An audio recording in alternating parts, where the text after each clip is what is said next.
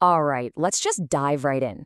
If you've ever taken a networking class or gone through a tech boot camp, you've definitely had the 7-layer OSI model drilled into your head.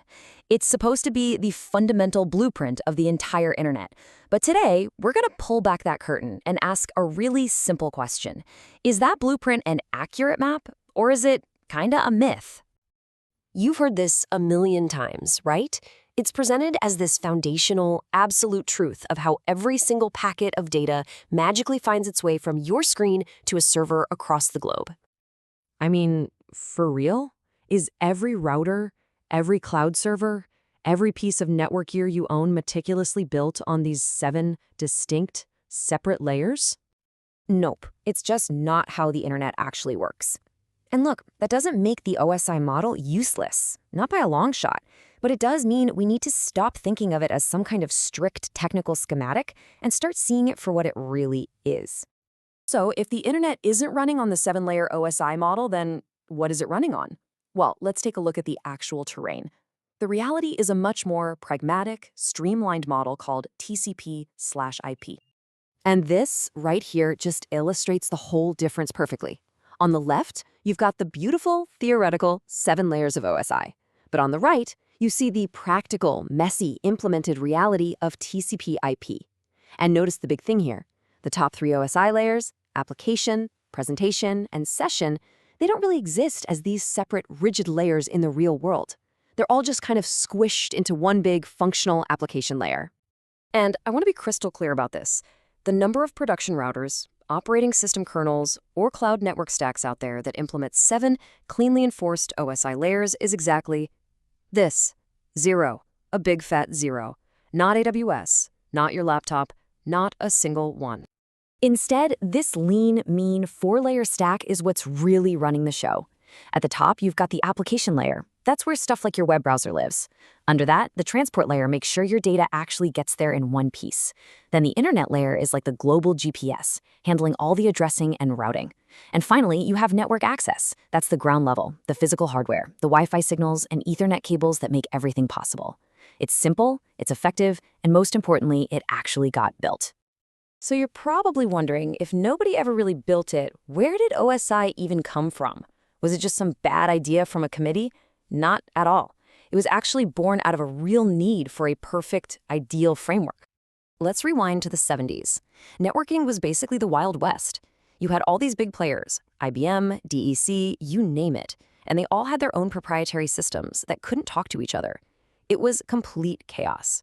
So in 1984, the ISO stepped in and said, hey, let's create a universal standard so that any machine can talk to any other machine. It was a really noble goal. And this is the elegant, super logical framework they designed. Let's do a quick tour. It starts at the bottom with layer 1, the physical wires. Layer 2 gets data between devices on the same local network. Layer 3 is the post office, routing packets all over the world. Layer 4 makes sure that data arrives reliably, and then the top 3 layers handle the conversation, the data formatting, and the app itself.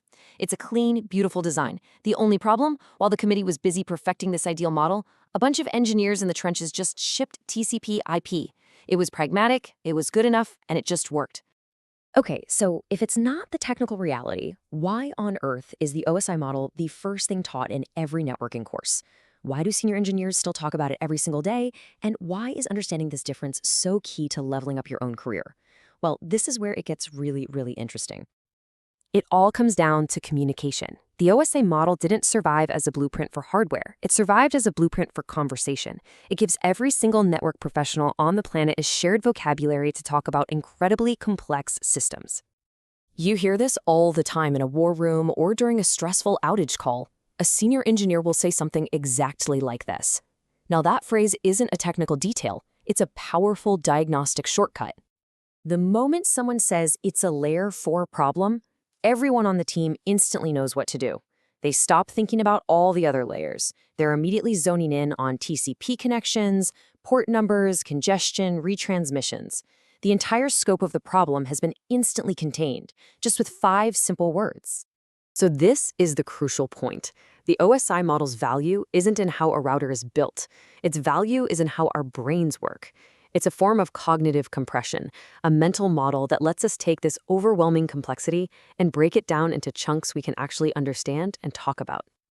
So let's use an analogy here that will really cement this whole idea.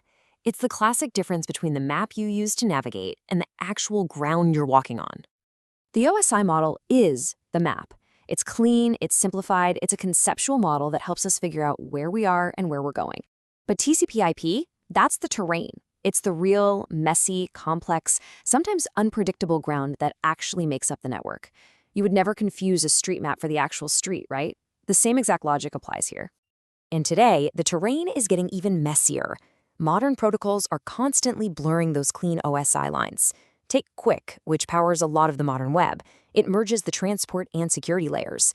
You've got service meshes in the cloud that operate in this fuzzy gray area between layers 4 and 7. But what's so fascinating is that even when engineers build these complex systems that defy all the old rules, they still use the OSI vocabulary to describe what they're doing. It's still the best map we have, even for brand new territory. So let's wrap this all up with the real takeaway. The OSI model isn't fake or useless. It's a powerful conceptual model for thinking and for communicating. TCP/IP is the practical description of how the internet is actually built. Both are incredibly important, and the real key is just not to confuse the map for the terrain.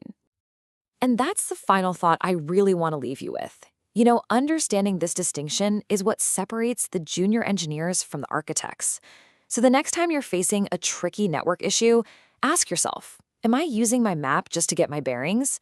Or is it time to put the map down, get my hands dirty, and start exploring the real terrain?